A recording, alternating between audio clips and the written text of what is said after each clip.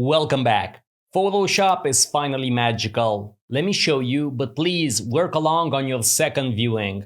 The first time around, just sit back and watch. Okay, this is the latest version of Photoshop, and I have a paid subscription from adobe.com, the only place where you can get Photoshop. I'm gonna activate the marquee tool, hotkey M. It's this tool right here, and click and drag out the box in this corner. This means I've made a selection. Now, in this latest version of Photoshop, I have this option called Generative Fill. Let's click it. Now, we have a field where we can type anything. I'm gonna go with cranberries, for example, and I'm gonna hit Generate. This requires an internet connection and a bit of patience. But after a while, here's the result. This is why I said Photoshop is finally magical. This is only available in the latest version of the program, but wow, it's fantastic. And if you don't like it, no worries, we have 3 options in total. Use these arrows to go through them. You can also see these options here in the Properties panel. Now, some people thought Photoshop is washed up, and all these new platforms like Midjourney or DALL-E would just make Photoshop obsolete. That's not the case. That's actually the opposite. Photoshop is now even more powerful than ever. Let's do it again. The marquee tool, right? Hotkey M. Click, hold, and make sure you've selected this one here. Now let's draw another box, but what if you make a mistake? No problem. Hit Ctrl D, that's Command D on a Mac, where you can remember D as in deselect. Okay, so that's Ctrl D to remove your selection.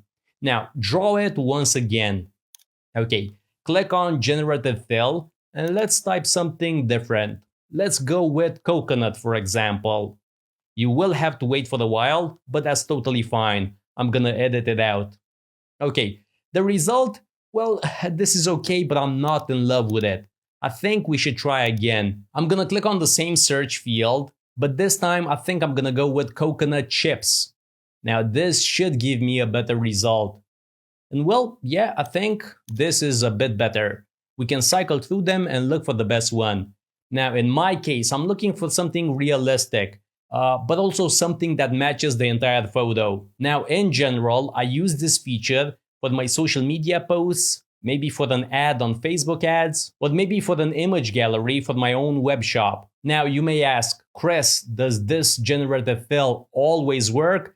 Does it guarantee perfect results? No, of course not. At least not in this version. I'm sure it's only gonna get better. But here's the thing. If you make a large selection, it struggles. It doesn't do a good job. For example, let's select the entire top part. Let's say I want to fill it with some almonds. By the way, I'm editing out the weight because I want to keep the video short. But yeah, know that it does take a few seconds. Anyway, here's the result. But this doesn't make any sense. You can cycle through the options, but it just doesn't do a decent job. But if I select a much smaller area, say this part here, and I repeat the exact same instructions, almonds, nothing else, you'll see that this is actually quite decent. Now obviously you should go through several options, you can generate again if needed, but yeah, focus on smaller bits. Now to export our work, go to the top menu to File. From here, go to Export, and then Export As. If you prefer the hotkey, that's all the modifier keys, Alt, Control, Shift, and then finally W. That's a very long one, but you do get used to it. So all the keys, Alt, Control, Shift, and then W. And now from this new window, choose PNG and hit this button when you're ready. Now it's your turn to use Generative Fill. Remember, this is only available in the latest Photoshop edition, and you do need a paid subscription from adobe.com. Also, you should focus on smaller areas. If you want to do very large ones, you're not going to get a good result.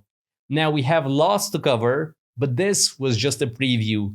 Go ahead and practice and have fun with it. You have the image attached.